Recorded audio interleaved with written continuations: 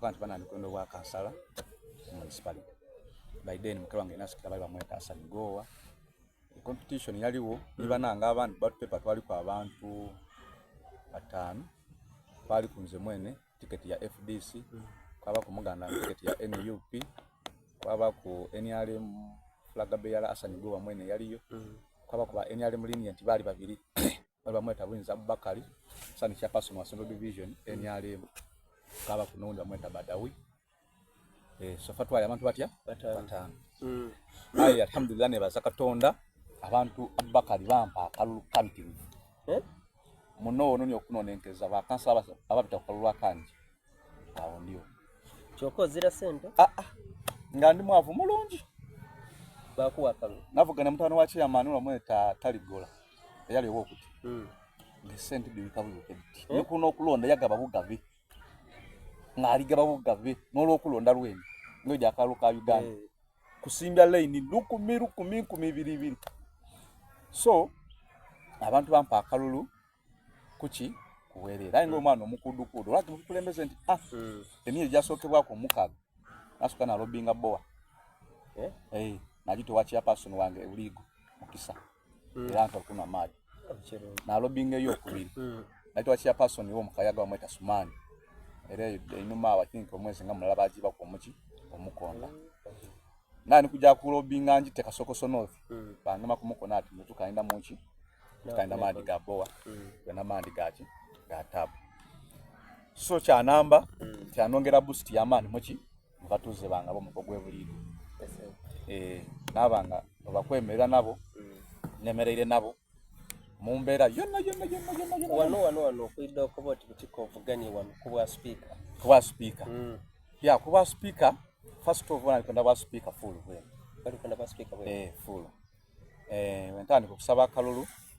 nani kusaba approach ya opposition councillors to standing amize including mayor wali wa NUP na do bantu zewendi wa FDC we can have the same integrity twabanga sokulobinga chifecho na unfortunately meya nkobati be nikwenda council ngezira muchi ntalo nze meya ndiwe NUP nikwenda chi speaker bewe ni alemu ate deputy wacho bewe FDC wabao sensa seyo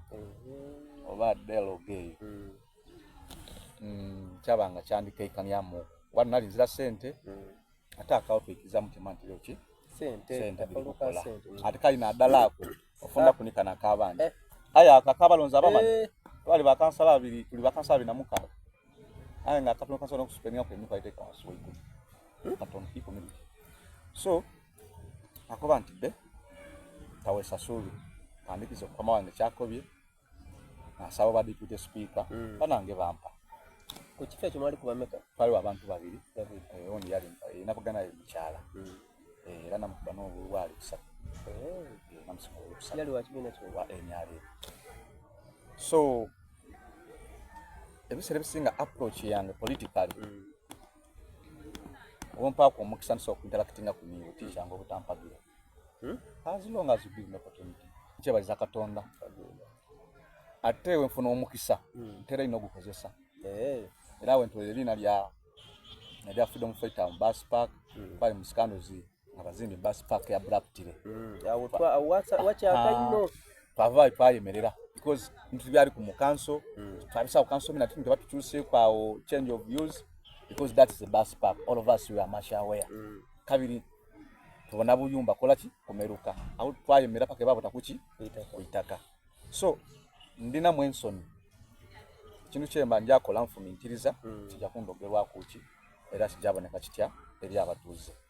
kati ebintu byanga binambye kuba omukulembeze owenkizo mu kibuga mu